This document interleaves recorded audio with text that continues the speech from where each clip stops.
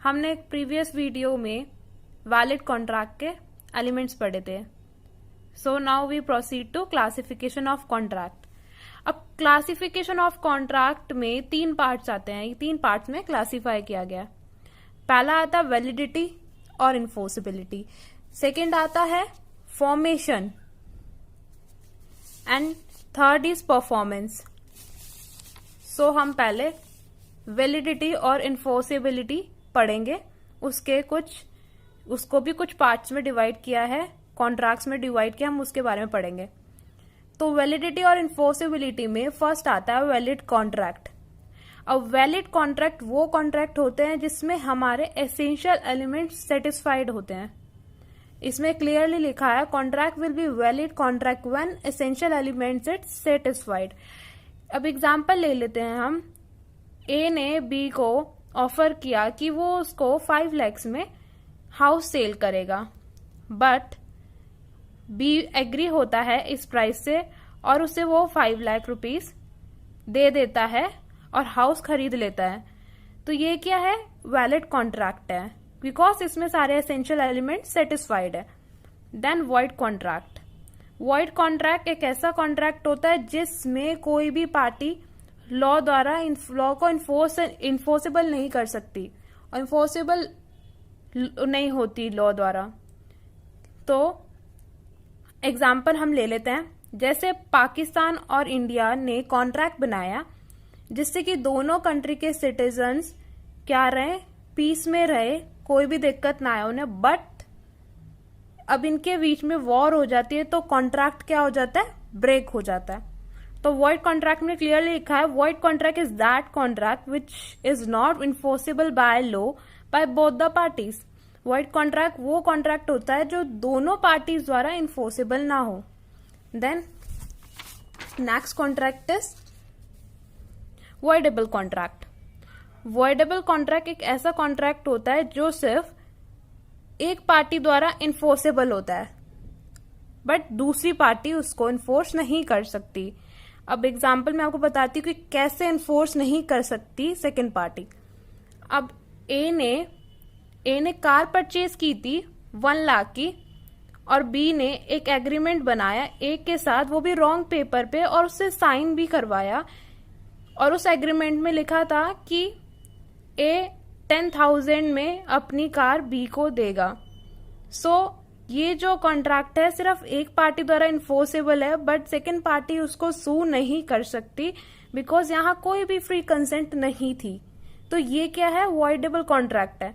Voidable contract में clearly define है voidable contract is that contract which is enforceable by law by only one party in against 2 other party.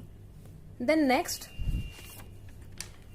अब classification on the basis of formation में क्या क्या classify किया है वो हम पढ़ेंगे. पहला था एक्सप्रेस कॉन्ट्रैक्ट. एक्सप्रेस कॉन्ट्रैक्ट ऐसा कॉन्ट्रैक्ट होता है जो क्लियरली एक्सप्रेस, रिटन और स्पेसिफाइड हो. एग्जाम्पल में देखते हैं. ए ने बी से प्रॉमिस किया कि वो उसे 2 लाख रुपए देगा बट ए भी उस फैक्ट से क्या करता है? अग्री करता है और ए 2 लाख रुपीस बी को दे देता है. तो इसमें सारी टर्म्स एंड कंडीशंस स्पेसिफाई है और सेटिस्फाइड हो रही हैं, तो इसलिए ये क्या है? एक्सप्रेस कॉन्ट्रैक्ट है. देन आता है इम्प्लाइड कॉन्ट्रैक्ट. इम्प्लाइड कॉन्ट्रैक्ट एक ऐसा कॉन्ट्रैक्ट होता है जिसमें पार्टी के एक्शन डिफाइन करते हैं कि वो कॉन्ट्रैक्ट में एंटर होना चाहता है और कॉन्ट्रैक्ट भी रिटर्न में नहीं होता है. वो इसमें क्लियरली लिखा है इम्प्लाइड कॉन्ट्रैक्ट में, implied contract is a contract which is not written but party actions define to enter into the contract. अब एग्जांपल लेते हैं.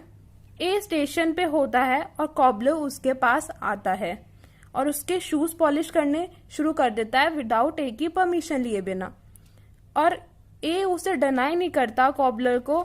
सो उसके एक्शन डिफाइन कर रहे थे कि ए कॉन्ट्रैक्ट में एंटर होना चाहता है और वो उसे कंपनसेट भी करेगा उसके रिटर्न में. सो ये क्या है? इम्प्लाइड कॉन्ट्रैक्ट है. Then classification on the basis of performance. अब परफॉर्मेंस के बेसिस पे भी कॉन्ट्रैक्ट को क्लासिफाई किया गया. तो इसमें पहला आता है एग्जीक्यूटेड कॉन्ट्रैक्ट।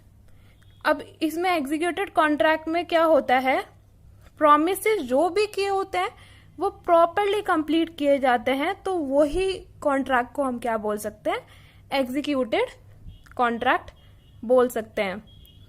एग्जाम्पल लेते हैं, ए ने बी को बोला और प्रॉमिस किया कि वो उसका हाउस कंस्ट्रक्ट करेगा, बट इन रिटर्न उसे बी से क्या चाहिए, 30 लाख रुपीस चाहिए, वो भी घर की कंस्ट्रक्शन के बाद। सो बी भी उसको एक्सेप्ट करता है और बी क्या करता है, जैसे उसका घर कंप्लीट हो जाता है वैसे ही क्या करता है, वो 30 लाख रुपीस ए को दे देता है। Then second is executory contract. Executory contract में होता है कि प्रोमिसेस जो भी कॉन्ट्रैक्ट में होते हैं वो प्रॉपरली कंप्लीट नहीं होते, बट हाफ पोर्शन जो होता है वर्क का वो कंप्लीट हो गया होता है, तो उसे ही एग्जीक्यूटरी कॉन्ट्रैक्ट बोलते हैं।